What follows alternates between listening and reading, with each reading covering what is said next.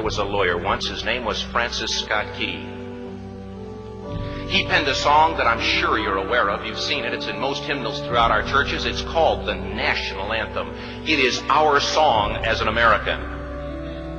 We go, however, to a ball game. We stand in our church services and we sing the words of that song, and they float over our minds and our lips, and we don't even realize what we're singing. Most of us have memorized it as a child, but we've never really thought about what it means. Let me tell you a story.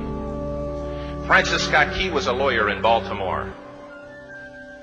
The colonies were engaged in vicious conflict with the mother country, Britain. Because of this conflict and the protractedness of it, they had accumulated prisoners on both sides. The American colonies had prisoners and the British had prisoners. And the American government initiated a move. They went to the British and they said, let us negotiate for the release of these prisoners. They said, we want to send a man out to discuss this with you. They were holding the American prisoners in boats about 1,000 yards offshore. And they said, we want to send a man by the name of Francis Scott Key. He will come out and negotiate to see if we can make a mutual exchange. On the appointed day, in a rowboat, he went out to this boat and he negotiated with the British officials. And they reached a conclusion that men could be exchanged on a one-for-one basis.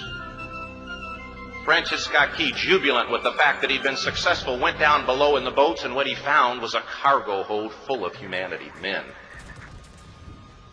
And he said, men, I've got news for you tonight. You're free. He said, tonight I have negotiated successfully your return to the colonies. He said, you'll be taken out of this boat, out of this filth, out of your chains. As he went back up on board to arrange for their passage to the shore, the admiral came and he said, we have a slight problem. He said, we will still honor our commitment to release these men, but it'll be merely academic after tonight. It won't matter. Francis Scott Key said, what do you mean? He said, well, Mr. Key, he said, tonight we have laid an ultimatum upon the colonies. Your people will either capitulate and lay down the colors of that flag that you think so much of, or you see that fort right over there, Fort Henry? He said, we're going to remove it from the face of the earth. He said, how are you going to do that? He said, if you will, scan the horizon of the sea. And as he looked, he could see hundreds of little dots. And he said, that's the entire British war fleet.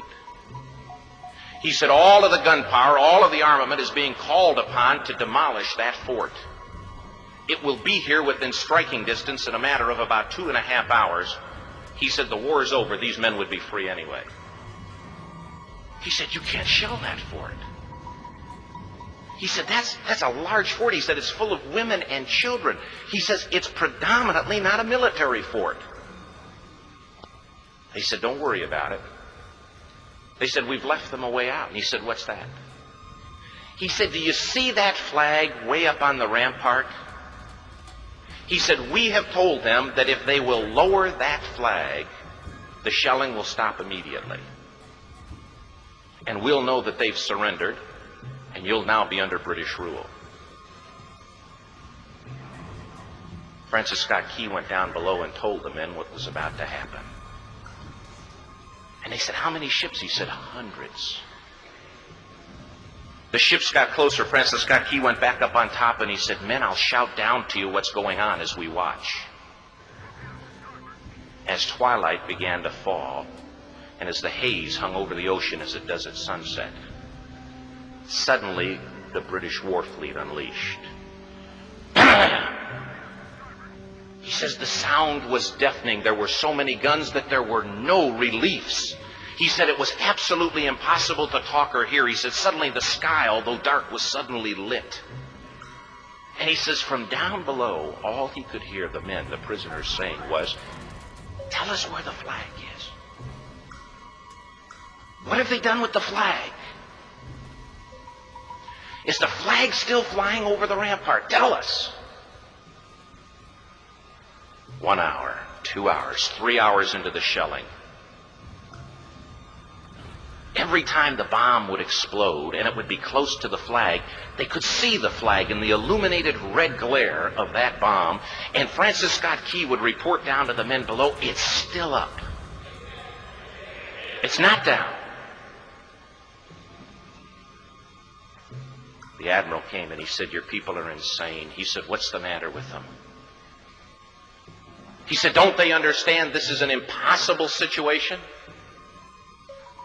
Francis Scott Key said he remembered what George Washington had said. He said, "The thing that sets the American Christian apart from all other people in the world is he will die on his feet before he'll live on his knees." The admiral said, "We have now instructed all of the guns to focus on the rampart to take that flag down." He said, "We don't understand something. Our reconnaissance tells us that that flag has been hit directly again and again and again, and yet it's still flying. We don't understand that." But he said, "Now we're about to bring every gun for the next 3 hours to bear on that point." Francis Scott Key said the barrage was unmerciful. All that he could hear was the men down below praying. The prayer, "God, keep that flag flying where we last saw it." Sunrise came. He said there was a heavy mist hanging over the land, but the rampart was tall enough. There stood the flag, completely nondescript, in shreds. The flagpole itself was at a crazy angle, but the flag was still at the top. Francis Scott Key went aboard and immediately went into Fort Henry to see what had happened. And what he'd found had happened was that that flagpole and that flag had suffered repetitious direct hits. And when it had fallen, but men, fathers, who knew what it meant for that flag to be on the ground, although knowing that all of the British guns were trained on it, walked over and held it up humanly until they died. Their bodies were removed and others took their place. Francis Scott Key said what held that flagpole in place at that unusual angle were patriots' bodies. He penned the song, "Oh, say can you see by the dawn's early light what so proudly we hailed at the twilight's last gleaming? Or the rocket's red glare, the bombs bursting in air, gave proof through the night that the flag was still there. Oh, say, does that Star Spangled Banner yet fly and wave o'er the land of the free and the home of the brave?" The debt was demanded. The price, it was paid. Oh, say, can you see by the dawn's early light what so proudly we hailed at the twilight's last gleaming, whose broad stripes and bright stars through the perilous fight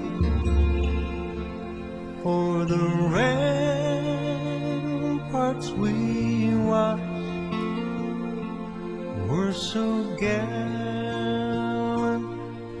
streaming, and the rockets break clear, the bombs bursting in air gave proof through the night that our flag was still there. Oh, say, does Star Spangled Banner yet wave o'er the land of the free and the home of the brave.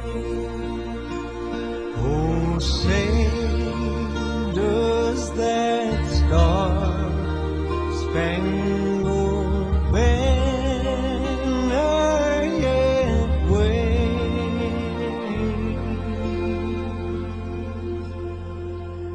o'er the land of the free and the home of the brave?